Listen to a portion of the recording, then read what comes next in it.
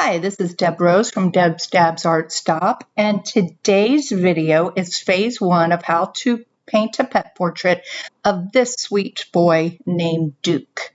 You can see he has a lot of great features on him, so the first step that we are going to do in any painting is painting the background.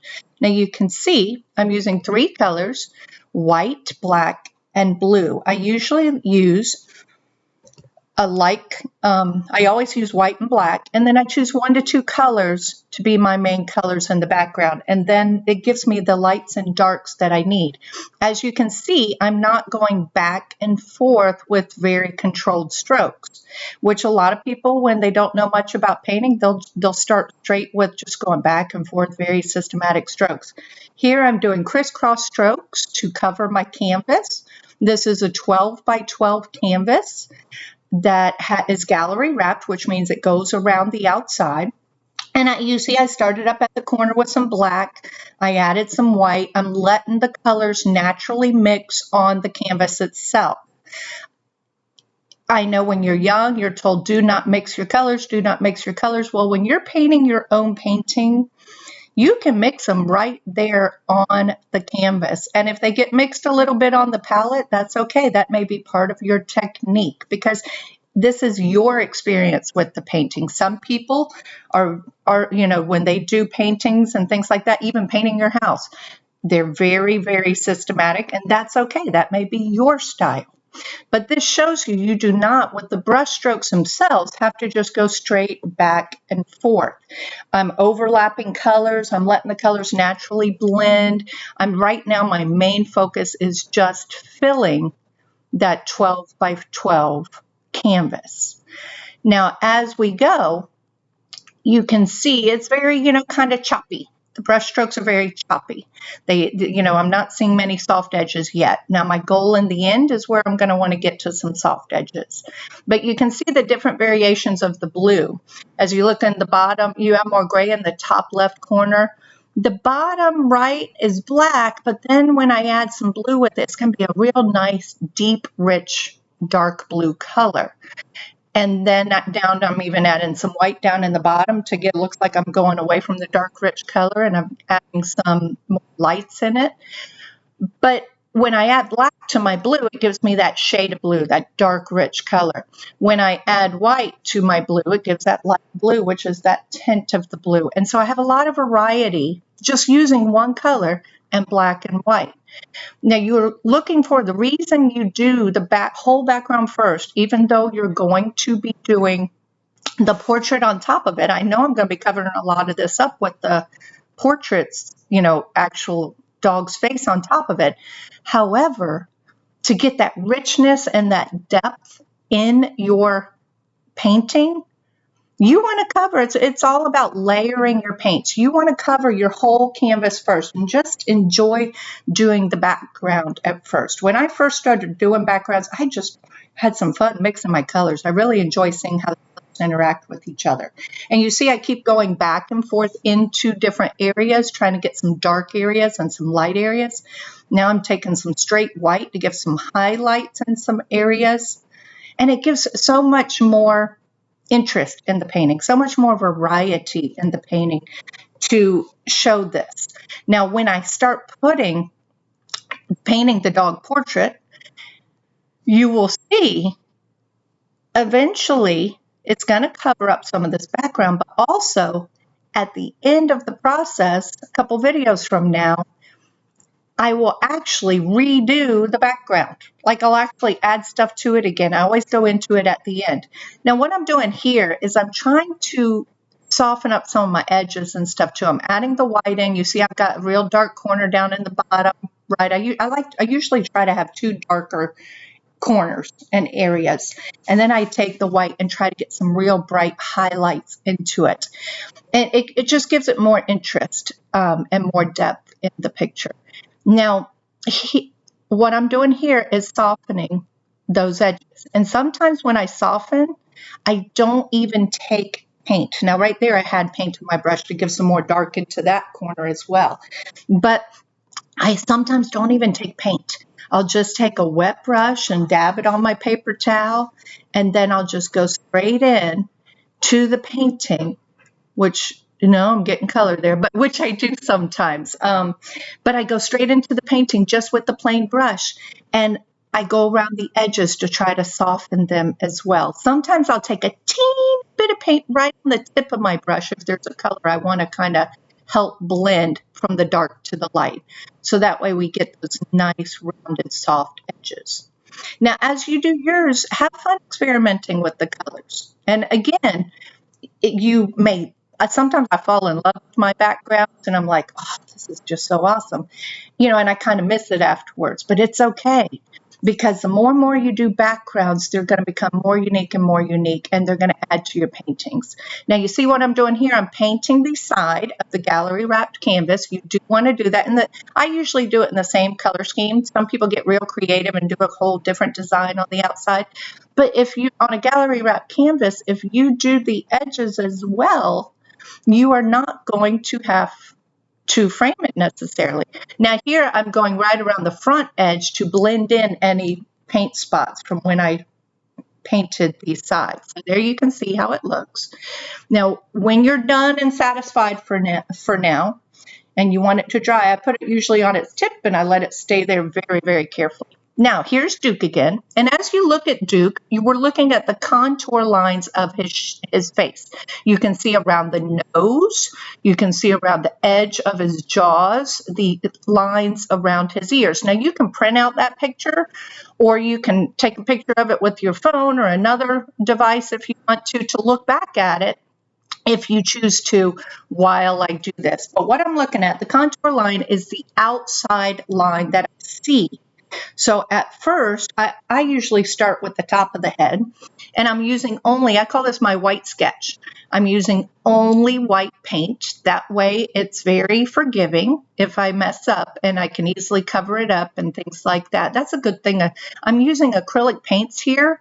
You can experiment with different paints. You don't have to use acrylic paints to follow this video.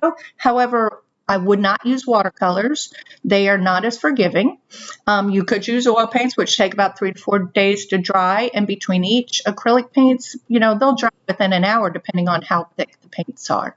So you see, this is not just a straight oval face.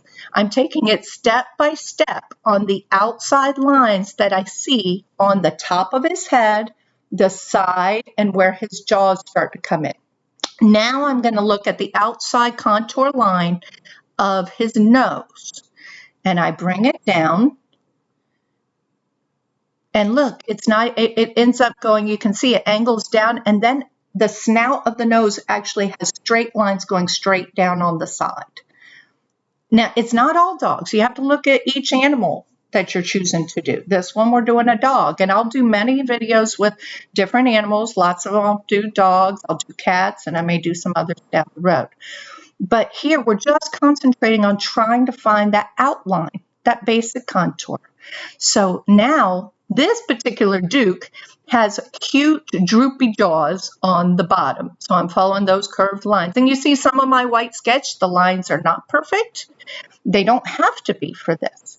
Now, what I'm doing here is looking at, he has distinctive wrinkles on his face. So I just wanted to put in at least 1 or 2 of those lines.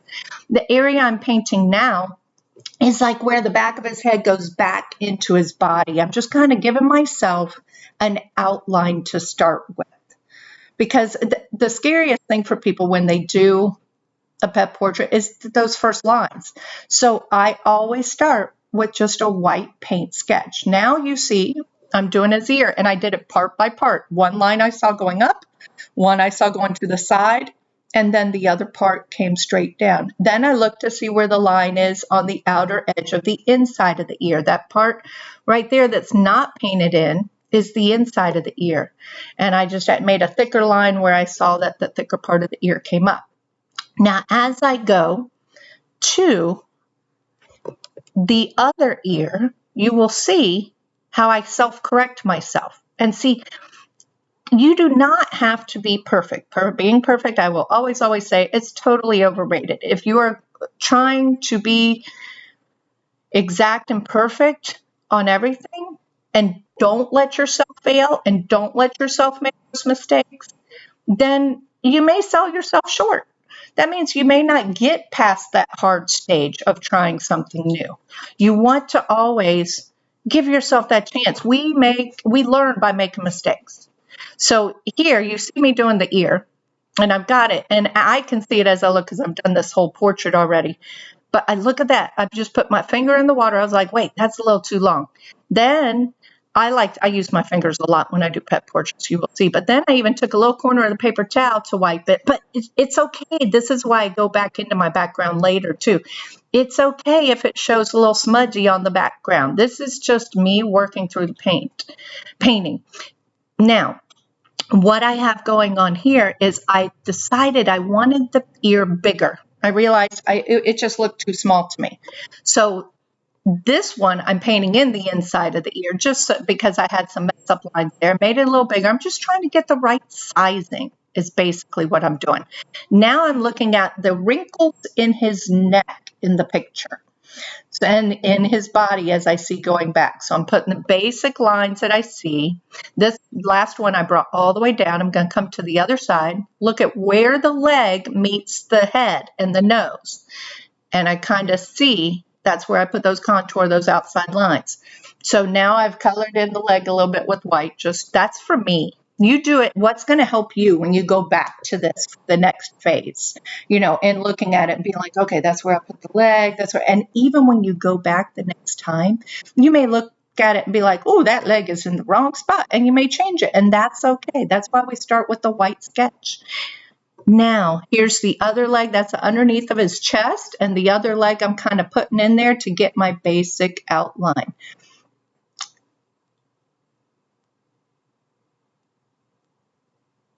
Oh, here I'm going to add another one of the wrinkles coming up because he has those distinctive wrinkles, and we'll work on those throughout the picture.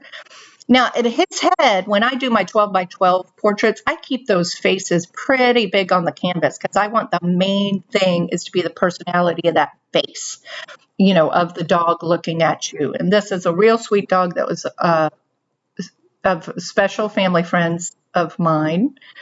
And he's passed away now, but I did this one recently for them. And they said, sure, you can use it for your first video. So here we are starting something new, trying to help you guys with the inspiration of Duke learn how to paint a pet portrait and to see the phases you go through.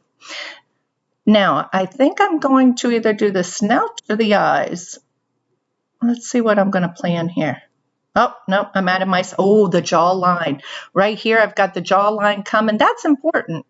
You got to look. Those, some dogs, especially Duke, he has those big jaws like that. So you want to look at where the bottom of the front of the snout connects. And it may be different on each side. It's not going to be the same. Some see that one's closer in where the other one was further away. It's all about looking at parts of that picture you're looking at, those contour shapes, those outside lines. And I'm just filling it in. This is just helping me. Those are things you can or don't have to do. I just like to add some thicker lines sometimes. So when I go back to it, I can be like, okay, I see where I put that line. Because this, I usually walk away from it for a little bit after this and take a break because you need those mental breaks when you're doing painting and when you're doing art. When you're here, I'm doing the little wet, that wonderful wet part of the nose that all of our dogs run up and put their little wet nose on us when they want to say hello. And I've just got the basic outline shape. There's so much more detail you can do when you add to the nose, but I've got the basic outline shape here.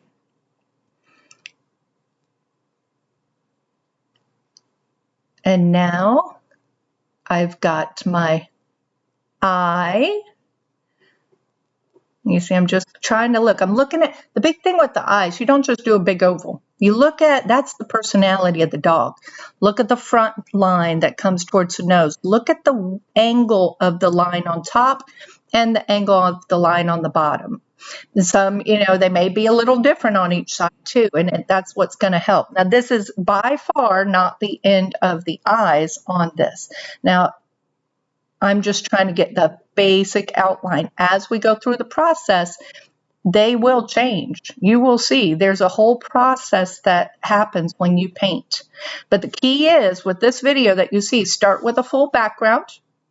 and then do the white sketch. Well, thanks for joining us today. I hope you enjoyed phase 1 of painting Duke. And don't forget to get inspired and give it a try with Deb's Dabs Art Stuff. Until next time, see ya.